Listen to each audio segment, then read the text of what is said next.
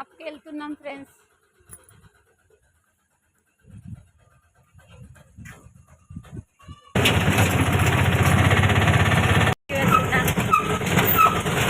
శివాలయం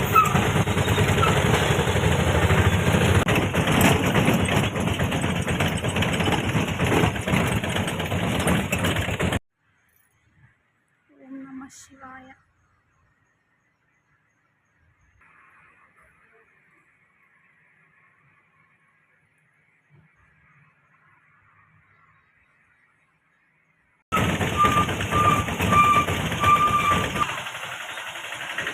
షాప్కి అయితే వచ్చేసాం.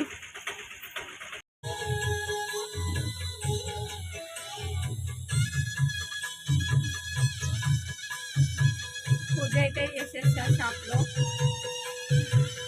బ్లౌజ్ కుట్టాలి. మందారం చెట్టు తెచ్చిన ఇంటికాడికి వెళ్ళి పెడదామని, షాప్ కాడ పెడదామని మందారం చెట్టు పెట్టిన. బ్లౌజ్ కుడదాం అనుకున్నా. కొన్ని బట్టలు వచ్చినాయి, ఐరన్ బట్టలు చేయాలి. ఐరన్ బట్టలు చేసి బట్టలు అయితే తడిపిన, బట్టలు ఐరన్ చేయాలి. ఫ్రెండ్స్, మీకు విషయం షేర్ చేసుకోవాలనుకుంటున్నా మీతోటి. హాస్టల్లో మా పెద్దోనితో చదువుకుంటున్న ఒక అబ్బాయి వాళ్ళ డాడీ చనిపోయిందంట రీసెంట్గానే. ఇక వాళ్ళ అమ్మకి ఫోన్ తీసుకొని వాళ్ళ అమ్మకి ఫోన్ చేసి ఏడుస్తున్నాడు. మస్తు బాధ అనిపించింది. పిల్లలు ఏడుస్తుంటే చూడలేకపోయినా. ఏంటంటే వాళ్ళ అమ్మ పరిస్థితి బాగాలేదంట. అలా చెల్లెని హాస్టల్ వేసింది, ఆయనను హాస్టల్లో ఉన్నాడు. మొన్ననేమో వాళ్ళ చెల్లె దగ్గరికి అయిందంట వాళ్ళమ్మ. ఈ సండే వస్తా అని చెప్పినావు రాలేవని చాలా ఏడ్చిండు. ఎంత ఫోను ఏడవకుండా ఉంటే ఎట్లాడనిస్తా, లేకుంటే తీసుకుంటాన్నా. అలాగనే ఏడ్చిండు ఫోన్ తీసుకొని మాట్లాడి. పిల్లల హృదయం చాలా ఏంటంటే పిల్లలు ఏదైనా తట్టుకోలేరు చిన్న ఏజ్లో. ఇక అలాగే ఇక ఊకునే పెట్టిన. అన్నం తిందురానా అంటే తినలేడు. సరే అని ఇక ఎంత బతిలాడినా ఊకోలేడు.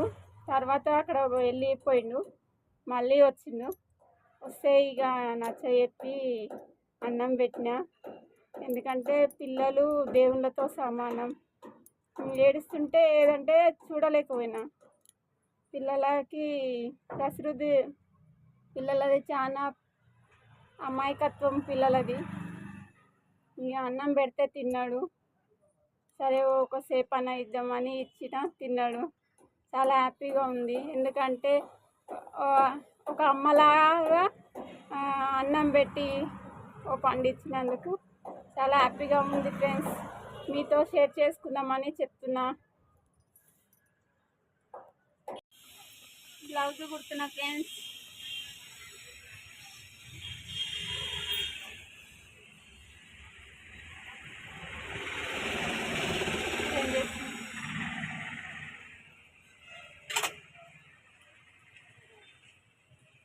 మా వీడియో కొత్తగా చూస్తున్న వాళ్ళైతే సబ్స్క్రైబ్ చేసుకోండి, బెల్ గంట కొట్టండి, సపోర్ట్ చేయండి ఫ్రెండ్స్.